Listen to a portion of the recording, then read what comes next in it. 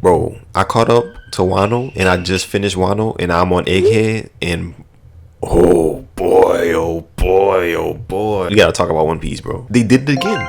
They did it again, bro. They did it again.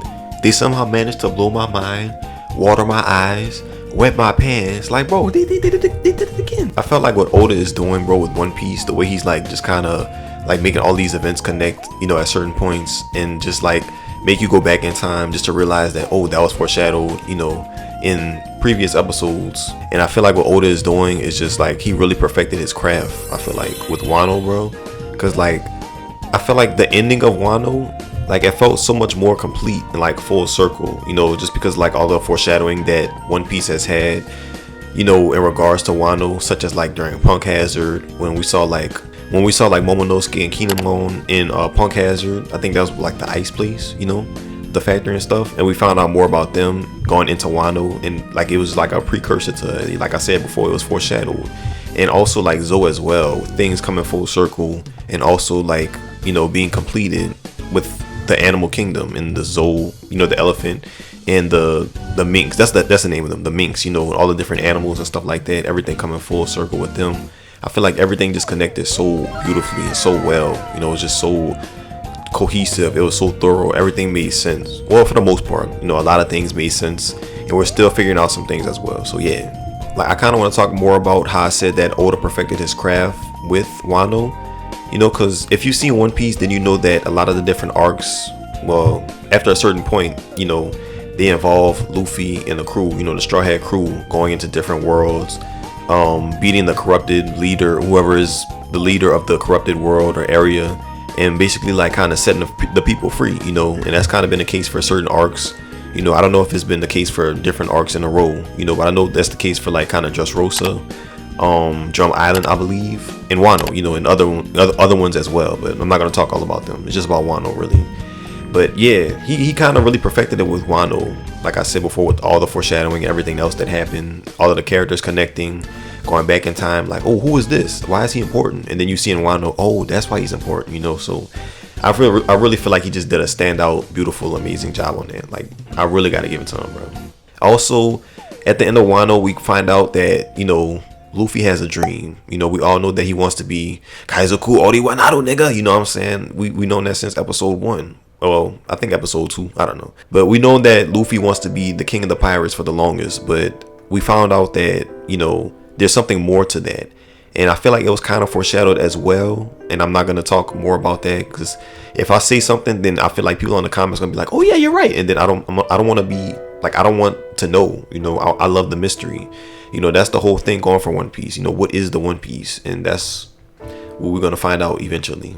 So yeah, I really just feel like Luffy's dream is going to be something kind of simple, but also like vast. Because I don't know, it's Luffy, bro. He's simple. He's a rubber man, you know. But at the same time, you never know what he can be dreaming for. So I'm really glad that they brought that element of, you know, Luffy having a dream, you know, and not just him becoming the Pirate King. Because why would he want to become the Pirate King? To become the most freest man in the land. Okay, you're free now. Now what? You know, you're free. What you gonna do now, you know? So that's what Luffy's dream, I feel like, plays into, you know. Also, bro, Shanks is that nigga. We've known this time after time. He's that nigga, bro. Momonosuke, kinda that nigga. He's probably like mixed, you know, half and half. Let me stop playing. Momonosuke, I love you now. You know, everything that I said about you before, I kind of got to take a lot of it back, bro. I can't call you the B word anymore, bro. That's not you. You know what I'm saying? A little bit of a spoiler here. So if you don't want to listen to this, just skip to the next, skip to the next part of the video. I'm gonna put a timestamp for it.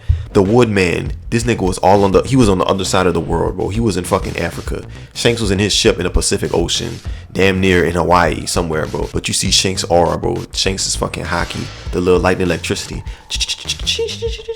and it smacked that nigga in the back of his head, like just like that, bro. And he was like, hey, you're gonna try to fight the pirates that are changing the world as we speak, right after they just fought one of their hardest battles in their entire lives, bro. That's kind of cheap, you know. That's a cheap shot. And Shanks was like, I ain't having that shit, you know what I'm saying? So Shanks so cool, bro. Like, Shanks is barely in the show, bro, but when he is, he really just shows out, you know. So beautiful. And I also feel like, you know, I also feel like me going into the Egghead arc, you know, and just looking at the opening, they spoiled some shit. They spoiled some things. That's okay, because I was kind of like looking away from it, and I was kind of looking at it at the same time, you know, kind of like when you're out with your friends, you know what I'm saying, your boys, and you see, you know what I'm saying, oh, you cute, you know, a little vibe, you know what I'm saying, you see a girl, you know, and she got, you know, that, she got that, and your friend tells you like, yo, bro, don't look yet, but you know what I'm saying, I see a cat, you know what I'm saying, you know, and you look, but you don't want to look. That's why you know, one eye looking to him, one eye looking away. You kind of cockeyed, you know what I'm saying, or your Forrest Whitaker. That's how I was watching the One Piece opening. I was half listening to it, half watching it. I didn't want to get spoiled, but I'm really excited for Egghead. And speaking about Egghead, bro, I also love how like the art style of it kind of contrasts with Wano, in my opinion. And when I say that, I feel like because like with Wano, you know, it seemed like there were like darker brush strokes around the different characters. Like Egghead, I feel like everything is like thinner, you know, the silhouettes or like the shadows or the lines around the characters are thinner. And I also feel like that shows that, you know, over all of the episodes of One Piece, you know, the Straw Hats, bro, like it's almost like they don't even need that much detail for you to recognize them. And that's what I feel like Egghead is showing. Like it's showing that this is about to be the climax of One Piece, bro. Like we know the Straw Hats, bro. We know how they look. They barely have to be fucking drawn. And that's what I get from Egghead, or at least in my opinion, you know. And I also love for Egghead how they kind of are going to give us, well, I believe that they are, like a little bit more exposition about Dr. Vegan. I think it's Vegapunk, whatever, you know. And also like the Revolutionary Army, because we've seen a lot from them in the past episodes. Well, we've seen a lot from them in Wano, and I feel like a lot more than we have in the entire show, you know, than we've seen from the Revolutionary Army.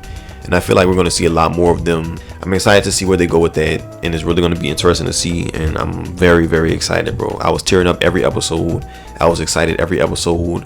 When Shanks did the thing, bro, my mom thought I was having a seizure. She thought something was wrong with me, and something is wrong with me, but not like, you know, I can control it, you know. But in that moment, I couldn't.